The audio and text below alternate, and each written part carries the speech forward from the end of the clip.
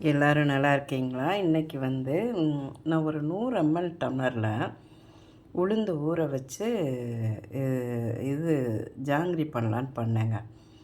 உண்மையில எனக்கு கலர் போடுறது பிடிக்காது. கேசரியில் கூட எனக்கு கலர் சேர்த்துக்கவே மாட்டேன். சோடாப்பு கலரு எவ்வளோ தூரம் நான் அவாய்ட் பண்ணுறேனோ பண்ணுவேன்.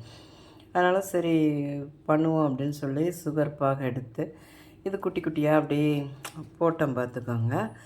அருமையாக வந்துருந்துச்சு. அதாவது வந்து இதை நான் வந்து முன்னாடிலாம் அந்த டைரெக்டாக எண்ணெய் சட்டியிலேயே பிழிஞ்சு பிழிஞ்சு விடுவேன். இப்போ ஒருத்தங்க சொன்னாங்களேன்னு சொல்லிட்டு ஒரு யூடியூப் சேனலில் பார்த்தேன். அவங்க இந்த பணியாரக்கல்லே பிழிஞ்சு பிழிஞ்சு எடுத்திருந்தாங்க. அதே மாதிரி தாங்க பண்ணேன். இதில் தான் போட்டு போட்டு எடுத்து 100 ml டம்ளருக்கு ஒரு கிலோ அளவுக்காவது எனக்கு இந்த ஜாங்கிரி கிடச்சிருக்கு பார்த்துக்கோங்க. நம்ம வீட்டிலையே ஆரோக்கியமாக செஞ்சு சாப்பிட்லாங்க. நான் ஜாங்கிரி இப்போ கிட்டத்தட்ட ஒரு 5, 6 வருஷம் ஆச்சு நான் ஜாங்கிரி பண்ணி.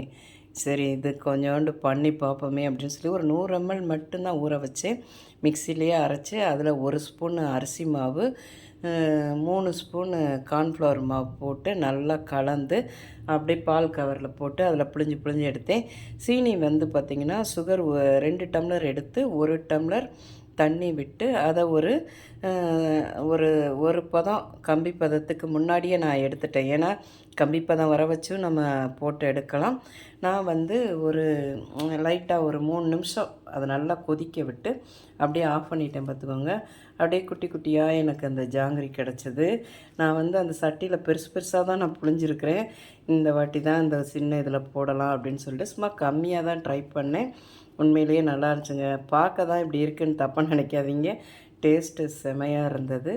நீங்களும் வீட்டில் பண்ணி பாருங்கள். இது பிடிச்சிருந்தால் பார்வதி வீட்டு சமையலுக்கு ஆதரவு கொடுங்க. ஓம் சாய்ராம்.